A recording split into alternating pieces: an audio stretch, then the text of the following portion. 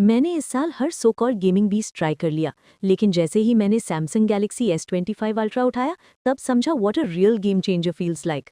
Powered by the Snapdragon 8 elite chip, ये phone में आप खेल सकते हैं BGMI ultra HDR on 120 FPS, zero lag, zero frame drop, 6.9 inch dynamic LTPO AMOLED 2x display feels like a mini console in your hands, crisp visuals और insane responsiveness। और multitasking bro total flex. Game चालू रखो, Discord open रखो, walk through video भी, सब एक साथ बिना किसी लैग के। Even after marathon gaming sessions, S25 ultra stays cool thanks to advanced thermal control. Plus Dolby Atmos stereo speakers के साथ फुटस्टेप्स और एक्सप्लोजन्स लिटरली आपके अराउंड फील होते हैं। सो अगर अभी भी लगता है फ्लैगशिप फोन सिर्फ प्रोडक्टिविटी के लिए होते हैं, think again. The Galaxy S25 ultra is in just a smartphone, ये आपका पर्सनल गेमिंग रिग है जो इजीली पॉकेट में फिट होता है।